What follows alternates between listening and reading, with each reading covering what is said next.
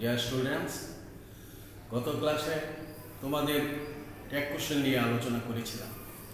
আজ কিছু ব্যতিক্রমধর্মী tag question তোমাদেরকে দেখাবো। বোর্ডের দিকে লক্ষ্য করো। তোমাদের সুবিধার জন্য আমি আগেই কিছু উদাহরণ লিখেছি, তোমরা ভালো করে লক্ষ্য করো।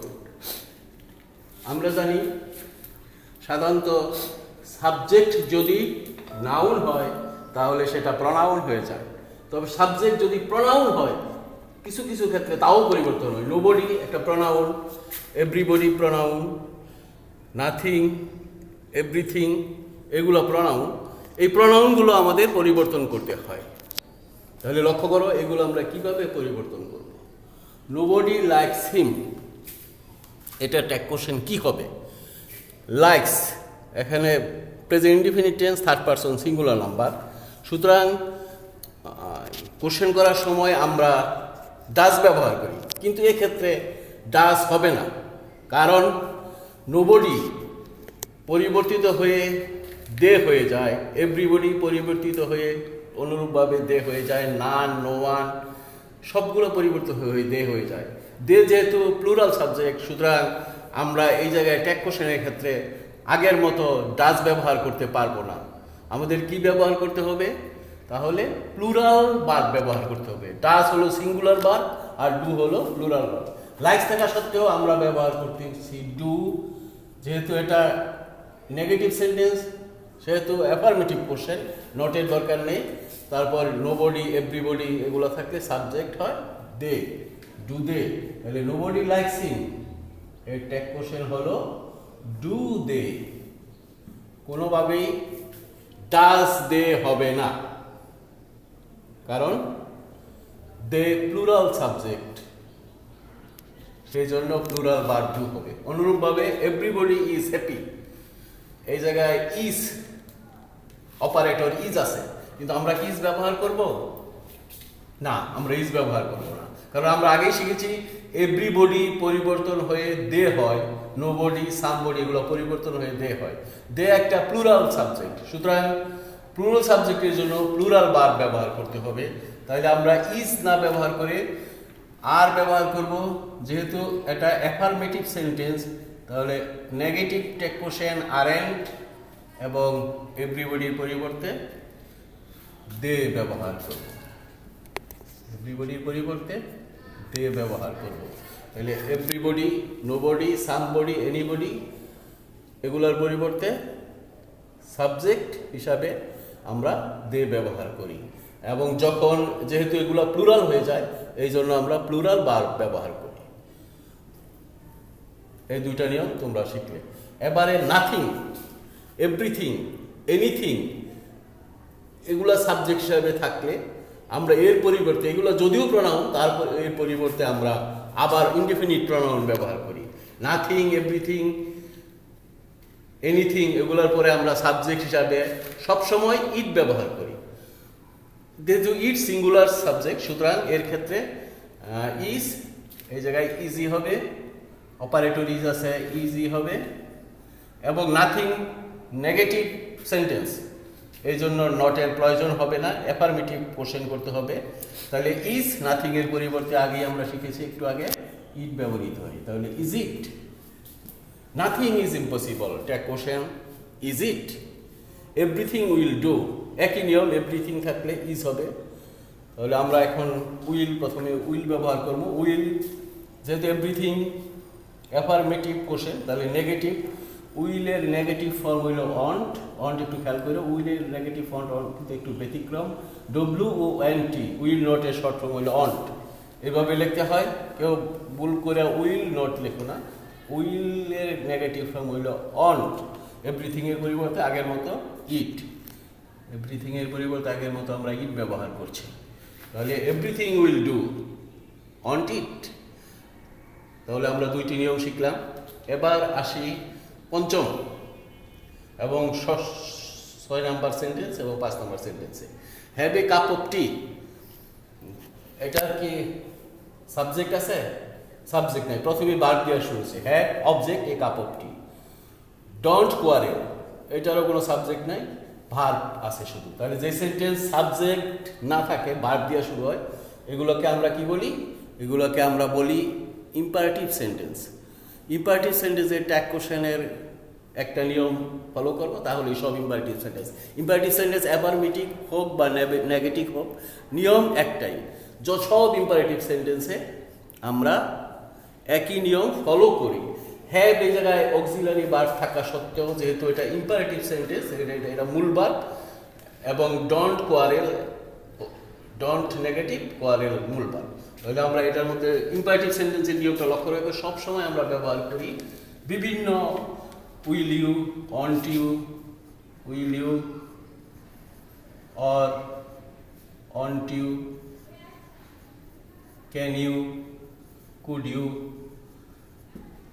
ইত্যাদি, ট্যাগ কোশ্চেন ইত্যাদি বিভিন্নভাবে করতে পারি ইম্পারেটিভ সেন্টেন্সে। ডন্ট কোয়ারেল এটাও একটা ইম্পারেটিভ সেন্টেন্স, এটা হলো নেগেটিভ সেন্টেন্স। নেগেটিভ সেন্টেন্সের ক্ষেত্রে একই নিয়ম, ডন্ট কোয়ারেল আমরা উইল ইউ ব্যবহার করতে পারি, want you, can you, could you ইত্যাদি বিভিন্ন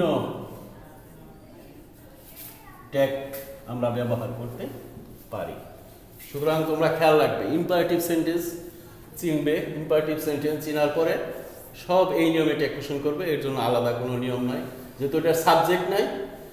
যখন সাবজেক্ট না থাকে তখনই বুঝবে এটা ইম্পারেটিভ সেন্টেন্স, তখন তোমরা সব সাবজেক্ট ইউ ব্যবহার করবে। যেহেতু ইম্পারেটিভ সেন্টেন্স সাবজেক্ট ইউ উজ্জ্ব থাকে।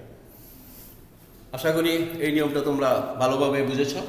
এবার রুল 7 এবং 8, মানে 7 নম্বর এবং 8 নম্বর নিয়ম আলোচনা করতে আসি। আমরা জানি নিড একটা ভার্ব।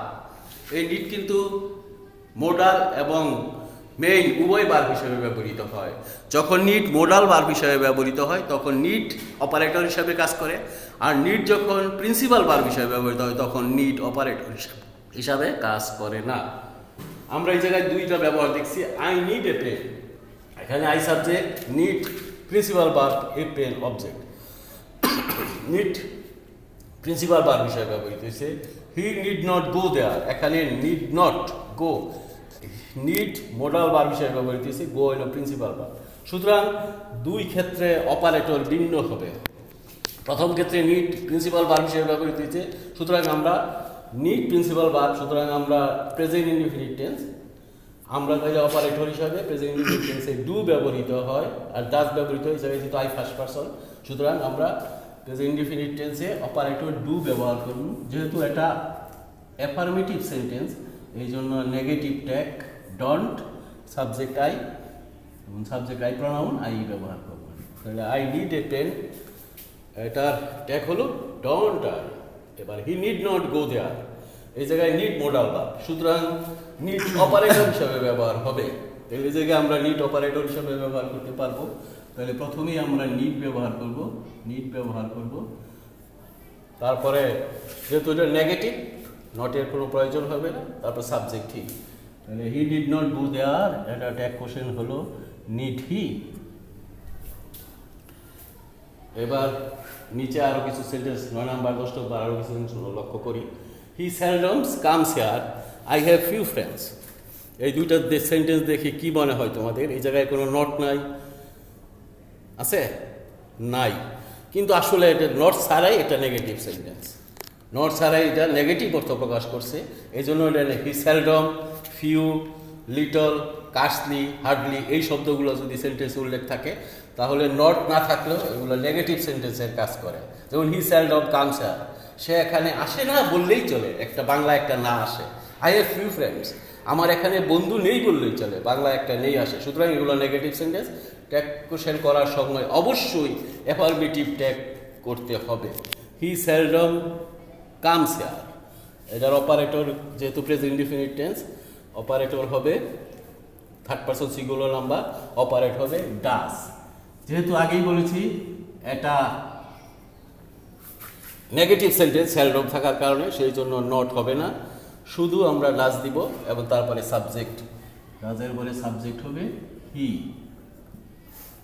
অনুরূপভাবে I have few friends, few negative sentence, negative অর্থ প্রকাশ করছে। হ্যাভ এই জায়গায় অপারেটর, তাহলে প্রথমে আমরা ব্যবহার করব have,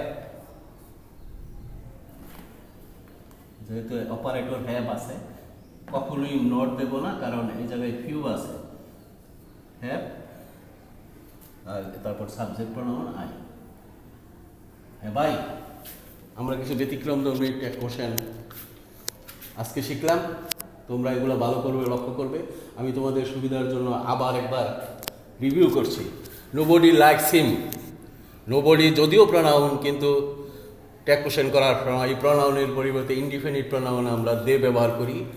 everybody, somebody, naan, no one, সবার পরিবর্তে আমরা দে ব্যবহার করব। Nothing is impossible, everything will do. Nothing, everything, anything, সবার পরিবর্তে আমরা যদিও প্রোনাউন, তারপরে আমরা ইনডিফিনিট প্রোনাউন ইট ব্যবহার করব।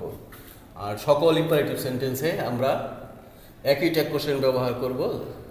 Will you, want you, can you, could you ইত্যাদি। ইম্পারেটিভ সেন্টেন্স কীভাবে চিনবা? প্রথমে ভার্ব থাকবো, আর নেগেটিভ হলে প্রথমে ডু নট থাকবো, তারপরে ভার্ব থাকবো। তারপরে আছে নিড। নিড মোডাল ভার্ব হিসাবে এবং প্রিন্সিপাল ভার্ব হিসাবে দুইভাবে ব্যবহৃত হয়। এই জায়গায় লক্ষ্য করছো, আই নিড এ পেন, এটা principal verb. He need not go there, এখানে নিড মোডাল ভার্ব। এই জন্য প্রথম ক্ষেত্রে যেহেতু প্রিন্সিপাল ভার্ব, এই জন্য ডু আনতে হয়েছে, ডন্ট আই। দ্বিতীয় ক্ষেত্রে যেহেতু মোডাল ভার্ব, আমরা নিডি অপারেটর হিসাবে ব্যবহার করছি। পরবর্তী নিয়মগুলো হলো, কিছু শব্দ, কিছু সেন্টেন্স দেখলে মনে হয় অ্যাফার্মেটিভ, কিন্তু আসলে এরা negative.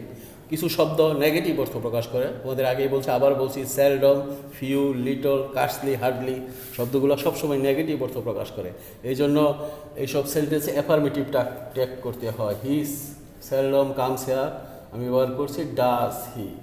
I have few friends, হ্যাঁ বাই, অ্যাফার্মেটিভ ট্যাগ। এবার এই নিয়মগুলোর মধ্যে তোমাদের কিছু বাড়ির কাজ আমি দিয়ে দিচ্ছি, তোমরা এগুলো বাসায় করবে এবং পরবর্তী ক্লাসে।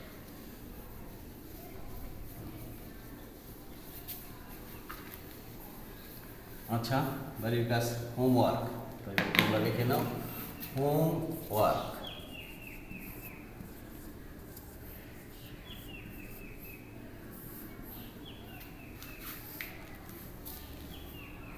Number, none is to none under the sun.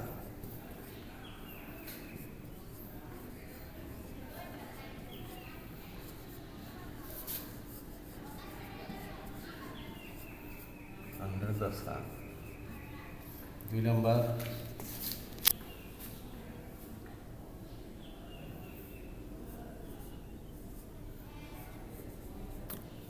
nothing happens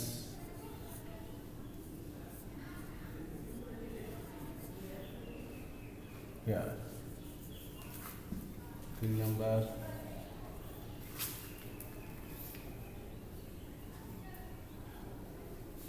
no one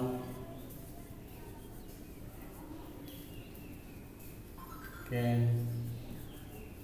do it. 4 number,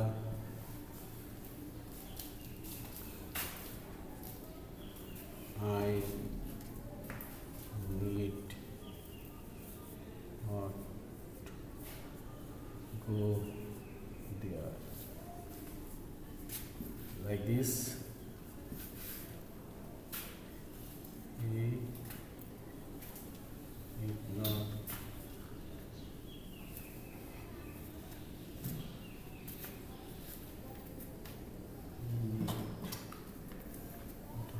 he need to